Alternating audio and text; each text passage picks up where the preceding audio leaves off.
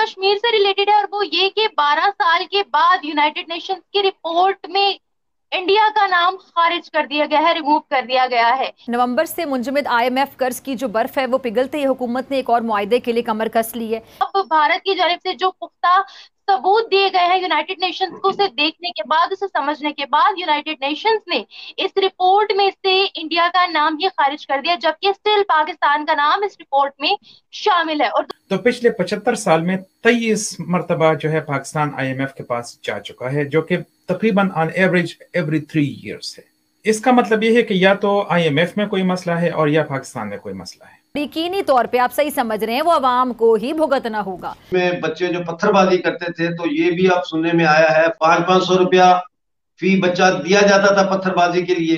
70 साल तक अगर झूठ का पैमाना कश्मीर में चलता रहा, झूठ की बुनियाद पे जो है कश्मीरी बच्चों ने, जिसके पीछे का जो हाथ है वो एक पाकिस्तानी का है। इससे आपको अंदाजा हो जाना चाहिए कि जो इकोनॉमी है वो इस वक्त जो है ना वो टोटली वेंटिलेटर पे है, और अभी तक पाकिस्तान ने कोई मीनिंगफुल रिफॉर्म्स नहीं अडॉप्ट किए हैं। कश्मीरी को समझ आ भी गया, कश्मीरी को समझ आ गया, कश्मीरियों को चीजें दिखी कि जब पाकिस्तानी अपनी कौम से गद्दारी करते हैं, जब अपने जो पाकिस्तानी है वो अपने ही फॉर्मर प्राइम मिनिस्टर को घसीटते हैं, तो हम कश्मीरियों के लिए पाकिस्तानी क्या करेंगे। तो पाकिस्तानियों की रियलिटी सामने आ गई। बहुत से लोग पैदा हुए हैं जो ये कहते थे कि पाकिस्तान अल्लाह का नूर और नूर को सवाल नहीं, ऐसे ये कभी क़यामत तक रहेगा, कभी टूट नहीं सकता, खत्म नहीं हो सकता। तो फिर जो 71 में टूटा था वो कौन था? वो कौन सा पाकिस्तान था? वो पाकिस्तान के लैटिन अमेरिका में है, वो यही पाकिस्तान था। दोस्तों, कल यूनाइटेड नेशन के अंदर भारत की बहुत ही बड़ी जीत हुई है, क्योंकि यूएन की रिपोर्ट में अब तक जो पाकिस्तान और उनके समर्थकों के प्रोपेगेंडा के आधार पर कि कश्मीर के अंदर औरतों और बच्चों पर जुल्म हो रहा है, उस रिपोर्ट में इंडिया का नाम था। लेकिन अब भारत सरकार के अथाग प्रयास से और ढेर सारे सबूत देने के बाद वहीं G20 की मीटिंग कश्मीर में हुई। वहां पर इंटरनेशनल मीडिया ने कश्मीर की जो सच्चाई और वहां का सुकून देखा, जिसके बाद 12 साल के बाद भारत का नाम उस यूएन की रिपोर्ट से हटा दिया गया, जो कि भारत के लिए एक बहुत ही बड़ी जीत है। वहीं यह खबर आने के बाद पाकिस्तानी मीडिया इस बात से रो रही है कि पाकिस्तान का नाम अभी भी उस रिपोर्ट में शामिल है, जो कि पाकिस्तान अपने ही देश में अपने ही नागरिकों के ऊपर, खास तौर से पीओके के लोगों के ऊपर जो जुल्म करता है। इसी वजह से पाकिस्तान का नाम अभी भी यूएन की उस रिपोर्ट में शामिल है। कश्मीर से रिलेटेड है और वो ये कि 12 साल के बाद यूनाइटेड नेशंस की रिपोर्ट में इंडिया का नाम खारिज कर दिया गया है, रिमूव कर दिया गया है। जो कि उस रिपोर्ट में ये लिखा होता था कि किस कंट्री में वॉर के तहत या कॉन्फ्लिक्ट के तहत कितने बच्चे क्या सफर कर रहे हैं, कितने बच्चे जेल में हैं, उससे रिलेटेड इंडिया का नाम आता था इस रिपोर्ट के अंदर। लेकिन अब भारत की जानिब से जो पुख्ता सबूत दिए गए हैं यूनाइटेड नेशंस को, उसे देखने के बाद, उसे समझने के बाद यूनाइटेड नेशंस ने इस रिपोर्ट में से इंडिया का नाम ही खारिज कर दिया, जबकि स्टिल पाकिस्तान का नाम इस रिपोर्ट में शामिल है। इसमें तो कोई अब शक व शुबे की गुंजाइश नहीं है कि पाकिस्तान ने ना सिर्फ ये कि घुसपैठिए भेजे JKLF की शक्ल में, और फिर JKLF ने जो के जरिए जो रास्ते बनाए थे घुसपैठ के, उनको फिर ट्रांसफर किया, जहादी तंजीमों के हवाले किया, और फिर जहादी तंजीमों और JKLF के दरमियान कॉन्फ्लिक्ट पैदा हो गया, जिसमें बहुत सारे JKLF के लोग जो है वो खुद पाकिस्तान ने अपने मजहबी जो दहशतगर्द तंजीमें थी उनके जरिए मरवा के उनको रास्ते से हटाया। और इसके बाद बड़े लंबे अरसे तक वहां पे मुख्तलिफ मखसूस मसाजिद, में सारी का नहीं कहता, लेकिन मखसूस मसाजिद के और मदरसों के जरिए वहां बच्चों की ब्रेन वॉशिंग की जाती थी।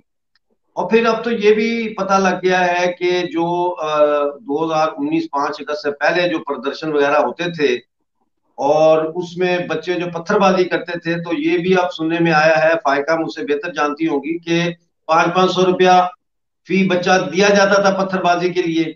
इसी तरह पाकिस्तान का झंडा उठाने का भी रेट मुकर्रर था कि अगर आप पाकिस्तान का झंडा उठा के जुलूस में लहराएंगे तो उसका एक रेट मुकर्रर था।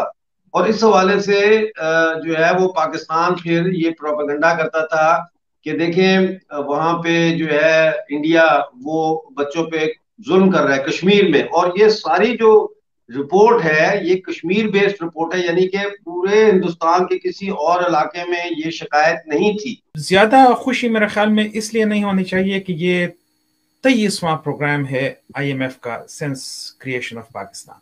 तो पिछले 75 साल में 23 मरतबा जो है पाकिस्तान IMF के पास जा चुका है, जो कि तकरीबन ऑन एवरेज एवरी 3 years है। इसका मतलब यह है कि या तो IMF में कोई मसला है और या पाकिस्तान में कोई मसला है, क्योंकि जब आप 23 मरतबा आप किसी डॉक्टर के पास जाते हैं और फिर भी आपका इलाज नहीं हो रहा है और आप सही नहीं हो रहे हैं, तो या तो उसमें डॉक्टर में कोई मसला है या मरीज जो है ना वो ठीक नहीं होने वाला है, इसका ये मतलब है। तो दोनों, मेरे ख्याल में दोनों जो फरीक हैं उनको सोचना चाहिए कि किस तरह से ये जो सिचुएशन है इसको उसको एक्चुअली ट्रीट किया जाना चाहिए, जो कि अभी तक नहीं हुआ है। ये नहीं, अभी जो है ये वो सिर्फ $3 बिलियन रिलीज कर लेंगे। अब आप जरा सिर्फ नंबर्स को देखें। ये जो अभी फिस्कल ईयर शुरू हो रहा है जुलाई 1 2023 से जून 30 2024 तक, इसमें पाकिस्तान ने कोई $23 बिलियन जो है वो डेट रीपेमेंट है। ठीक है, ये कर्जे वापस देने हैं पाकिस्तान ने $23 बिलियन। ठीक है, $23 बिलियन पाकिस्तान ने वापस देने हैं। अब $3 बिलियन से तो जाहिर है, मतलब अब आप देखें कि $3 बिलियन से क्या हो सकता है।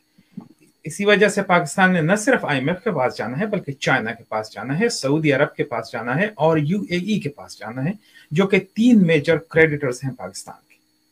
तो अभी पहले ये होता था कि जब सऊदी अरेबिया और UAE गारंटी देते थे तो IMF जो है वो यस कर देते। अभी उल्टा हो गया है, अभी जब IMF ने यस कर दिया है तो सऊदी और UAE ने कहा है कि ठीक है, हम जो है ना वो हम भी जो है वो पैसे रिलीज कर देंगे।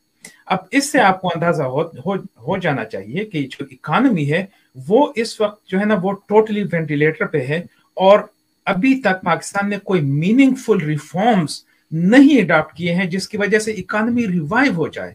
मसला जो है वो इकोनॉमिक रिवाइवल का है, यानी एक बहुत बड़ा सिस्टेमिक इशू जिसको कहते हैं या स्ट्रक्चरल इशू जो है वो इस वक्त बना हुआ है। और ये सिर्फ शहबाज शरीफ गवर्नमेंट की बात नहीं है, ये उससे पहले इमरान की इस तरह से थी, इससे पहले जो है वो नवाज शरीफ की, बेनजीर की, हर एक गवर्नमेंट का ये मसला रहा है कि उन्होंने कभी भी जो कि एक्चुअल रिफॉर्म्स की जो जरूरत हुई वो अभी तक किसी ने नहीं किए, because it is politically inconvenient. अब भी अगर आप देखें तो इसहाक डार ने वही मुआहिदा किया है जो उसको 9 महीने पहले करना चाहिए था। एग्जैक्टली वही शराइत जो है वो जो IMF ने दिए थे वो एग्जैक्टली पूरी की हैं, लेकिन 9 महीने जाया कर दिए। अब अगर ये मुआहिदा 9 महीने पहले हो जाता तो एटलीस्ट कुछ ना कुछ इकोनॉमिक जो सिचुएशन थी वो इस तरह से खराब ना होती। इन्फ्लेशन को जरा देखें, 40% जो है वो इन्फ्लेशन है इस वक्त।